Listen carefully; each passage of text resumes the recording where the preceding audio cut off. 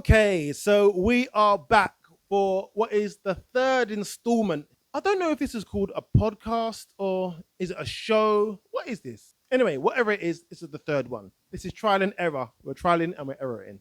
Do let me know in the comments if you can, if you like the content, what it's needed, what I should change, what I should add. I'm learning, I'm practicing. This is something new to me.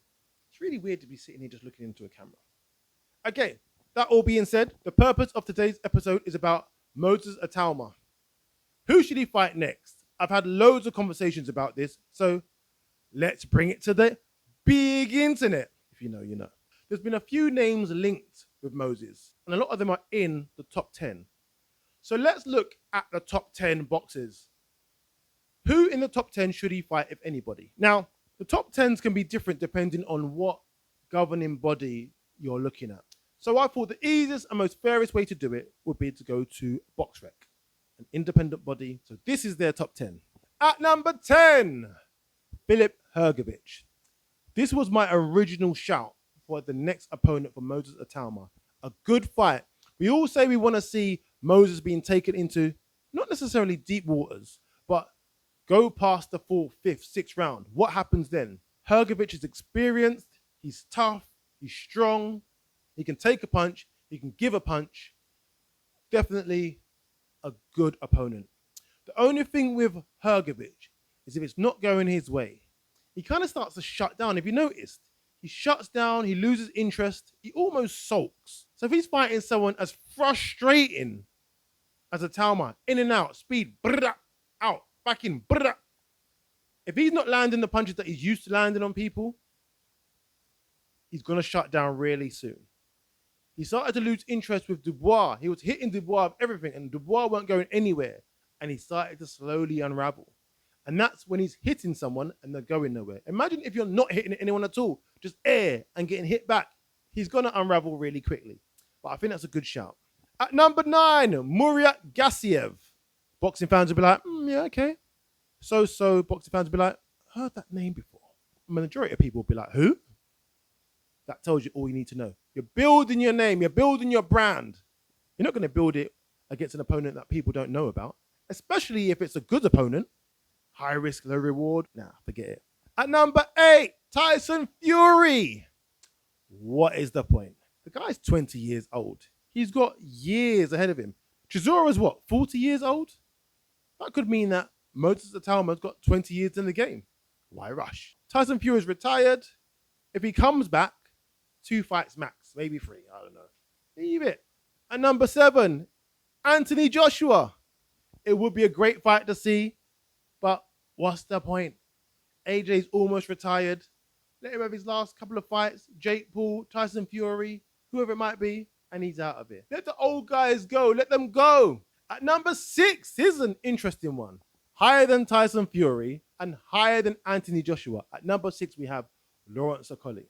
Interesting fight. It'd be nice to see how many hugs Moses Itauma can avoid. Good fight. It'll be interesting, but is it good for building your brand worldwide?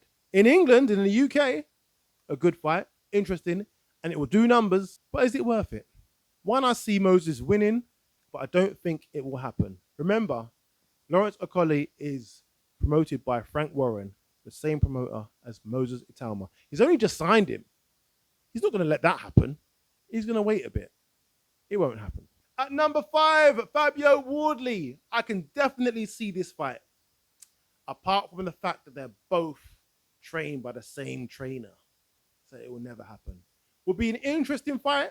If Fabio Wardley comes to fight, he'll put it on Moses. He'll definitely test him. Nowhere near as good a fighter, nowhere near as good a boxer, but he'll give his all and he'll take licks upon licks. Tough guy with a big head. Gonna have to work hard to get rid of Fabio. At number 4, it's getting interesting. Joseph Parker. Interesting fight. Again, a fight I can see Moses winning. But if he fights Joseph Parker and he wins, then what? You can't step back down in level. You now have to fight champions or top 5 contenders all the time. He might be happy to do that. But why rush? Let Joseph fight Usyk. and then see what happens. I wouldn't rush into that fight just yet. I would let them two fight and see how it plays out, if that fight even happens, and then make a decision after that as to where you want to go. Number 3, Daniel Dubois. I kind of touched on this in the last show as well. Again, I can see Moses beating Daniel. He's too fast. Daniel hits very hard though, so it'll be risky, but he's very fast. But if you want to see how he takes a punch, that's a hell of a punch to take. So stay away from Daniel for now. And number 2, we're getting very, very interested. Ajit Kabayel, the only boxer I think that stands a chance of beating Usyk. Proper boxer. He's proven himself time and time again. That is one for the future. That fight will happen, by the way. Ajit Kabayel has got enough time in his career left to have to face Moses at some point. That fight will happen. I reckon in about 4, maybe 5 fights time, that fight will happen. And it will be a good fight. And at number 1, Usyk. Why? Why? No point. Leave Usyk. What's he got? 2 fights, 3 maximum. Then he's gone. Maybe Usyk will even just let all the belts go. And then everyone else can fight amongst themselves. I don't even know why Usyk's keeping these belts, to be honest with you. If Usyk gives all these belts away, says, I don't want them no more, who's the number 1 boxer? Usyk. He doesn't even need the belts. Why are you paying sanctioning fee for that and sanctioning fee for that? Just give them away. Save your money. You're the number 1. If anyone wants to be the boss of the heavyweight division, it doesn't matter what belt you've got. They could be Matalan belts, Primark belts. It doesn't matter. They may as well be. Usyk's number 1, belt or no belt. Let his trousers fall down. Pause. Okay, so that's the top 10. So basically eliminated all those boxers out of the reckoning. So who else could he possibly fight? You got Michael Hunter, F.A. Ajagba, Martin Bakole. They're all in the top 15 boxers. There will be some good fights. F.A. Ajagba, his profile's not big enough. I'd probably stay away from him. Martin Bakole would be a good shout. He's always screaming out for a fight. The best sparrer in the heavyweight division. Give him a shot. I don't think they will. He's too big and ponderous though. He's made for Moses. Heavy-handed, tough, but he's too slow. Too slow. 6-7 rounds. Too slow. Michael Hunter would be a good fight. That's a test. And because that's such a test, I'd stay away. Moses is better. It's actually quite an even fight stylistically. They're both quite light on their feet. They move really well, both of them. Is that a fight that you want?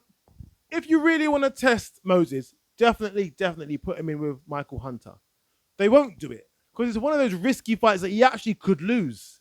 Michael Hunter is a good fight. I actually think you struggle with Michael Hunter, who's in the top 15, more so than a lot of the fighters that are in the top 10. Who else could he fight?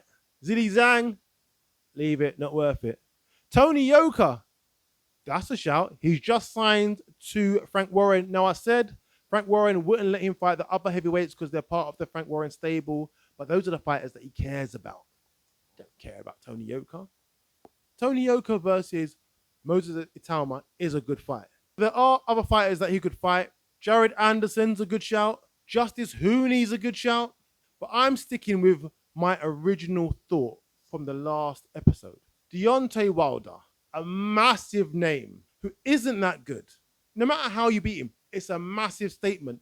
Even though he's not that great a boxer, and he never has been, and he's on the decline. But even though he's not that great, even though he's on the decline, it's a massive name on your resume, and people will take note. The way that he demolishes Deontay Wilder will make people sit up and say, hold on a minute, who's this guy with the afro and a receding hairline at 20 years old? That is the shout. And I don't think that fight sees the 4th round. I reckon 2 rounds, Deontay Wilder is out of there.